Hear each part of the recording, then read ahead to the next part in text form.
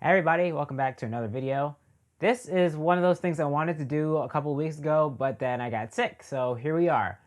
On Instagram for the last few months, I had been doing spoiler quick reviews for American Horror Story 1984. And in case you don't know what that is, American Horror Story is this anthology series that's been going on for a while, and this season was kind of a throwback, a reference to the 80s and slasher horror. I did a vote to see who would want a full review with lights, camera, and all that stuff, and people were interested, so here I am, better late than never. AHS 1984 spoiler review. I'm gonna be bring up some spoiler points here. I'm not gonna talk about everything that happened, but I am gonna talk about what stood out to me and some major plot points. So if you have not seen American Horror Story 1984, do not watch this video yet. Go finish the season and then come back here. All right, let's get into it.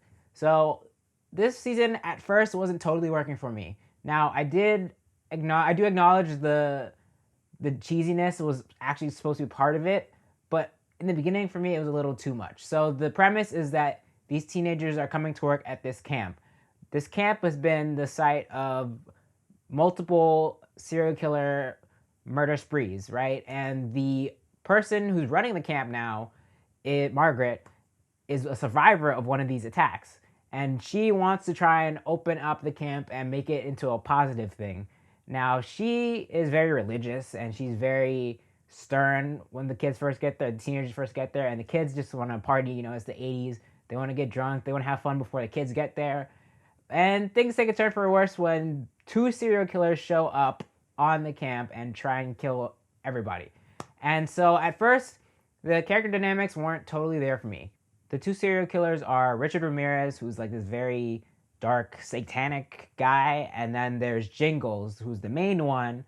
He was a serial killer that was there when Margaret was young, and his MO is he has his keys at Jingles, so that's how you know he's coming. He's kind of the generic slasher type, and his thing is he likes to cut off people's ears and take them as a trophy. So that part was okay. I thought Richard Ramirez was a little more interesting of a serial killer, but what I thought was weird about the beginning of this season was that there were some things that just didn't make sense. One of those things being the backstory of some of the characters. There's Emma Roberts' character, who we see is trying to have normal life, but this satanic serial killer keeps coming after her.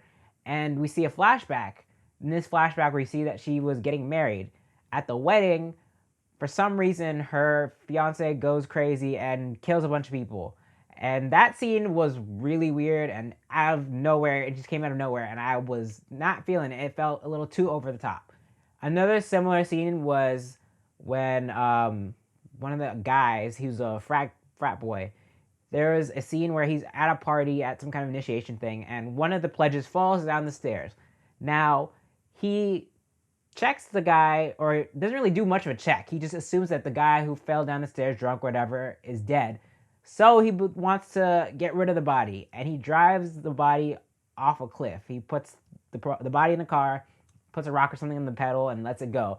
And then as the car is going, the guy wakes up because guess what? He's alive. And that was weird because why wouldn't you just check if the guy's alive? Like, why wouldn't you check his pulse or his breathing? You know, something. And so there were scenes like that. But the season then started to get better around episode 4, which is the big twist, where Margaret is actually the real serial killer, and she framed Jangles as the person who was doing it when it was really her, and she faked the whole victim thing. And that's when the season really started to take a turn for me. And actually, before that Margaret twist, there's also a twist with the character Nurse Rita, who is actually not a nurse. She's a psychologist who's trying to study serial killers. So once these things started happening, that's when the season really started to get interesting for me. And so, and then there's actually, before the Margaret twist, there was also a twist with Nurse Rita, who actually turned out to be not a nurse, not named Rita. She's actually a psychologist who studies serial killers, and she was using Jingles as an experiment to try and figure out what makes serial killers tick. And she had this plan to let them loose on this camp to kill these kids. And that was another weird thing for me, but the story got better as it continued on. I was a little iffy about this twist, but as it went on, I liked how it developed, and the characters went in a really interesting direction, which is how I feel about the whole season, is that It started off in a weird place, but where we ended was really good. So all of that to say, my first point is that the story did go in a really interesting direction as things went on. And one thing that really helped with this switch in the story was the performances. And I'm just going to list off a few people who I thought were real standouts. Billy Lord as Montana, Geronton Horton as Ray, Angelica Ross as Nurse Rita, Leslie Grossman as Margaret, Emma Roberts as Brooke, and John Carroll Lynch as Benjamin, aka Mr. Jingles. I think these people were definitely the standouts, but I feel like this ensemble of the cast really pulled it together, especially in the second half of the season, where you really see what makes each of these characters tick, especially Benjamin and Margaret. Those characters were at first not my favorites, but towards the end became really interesting to me. Margaret as a villain and Benjamin as kind of a tragic hero, because you see what his life has turned into because of what Margaret did. And you see his path of redemption, which I thought was handled really well. At first, I didn't take his character seriously at all. As a serial killer, I thought he looked kind of goofy, and so I was like, why would anybody be scared of this guy? But as it progressed, I thought he was one of the most well-developed characters in the season, one of the standouts, and actually one of my favorites. Now, another thing that was really great about this season is that it was short, which is weird to say because a lot of the AHS seasons are a little longer, and that's one complaint people may have had about this, is that it was too short. But I actually think it was a perfect length for what they had, and as the story progressed, it made more sense. The pacing was actually really good. The first few episodes, like I said, were weird, but as it went on and the story progressed, I thought it did really well. Another thing I thought worked well with the season was the action slash gore. Again, this was a reference to the 80s and slasher films like Friday the 13th. I thought they did really well making callback to that. Now, it's super, super gory and some really great practical effects. Now, if you're not someone who likes gore, you probably won't watch this. And I mean, you probably haven't been watching AHS at all in general, because the show as a whole is very gory, and I think this is one of the goriest seasons. But I think they used the gore enough. Like, it wasn't total overkill for me. I think it was necessary, especially when you were talking about serial killers. But what they did with that gore was really well done.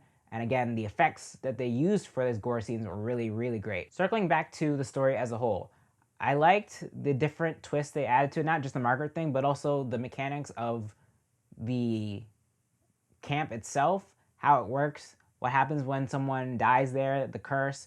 They even really delve into what caused the curse, how it's connected to Benjamin, Mr. Jingles. And then there's the time jump where they're a few years later and they're trying to go back to the camp. Leslie Grossman's character is trying to have a concert where she's just gonna kill a bunch of people, because now she has this thing, this business, where she profits off of places that are the sites of crazy serial killers. And so that was a really great twist to the story. And then even further time jump in the finale, we see Benjamin's son going back to the same place, trying to escape Richard Ramirez and his grandmother. There's so many layers, especially towards the end, that I thought really worked well and really made it a more fleshed out story. And so I do think this was a good season. Now, it's not one of the best, but I definitely think it is worth watching. The verdict. I think AHS 1984 is a great time. The season started off rocky for me, but I think they were able to pull it off as it kept going. There were some great characters here, great twists.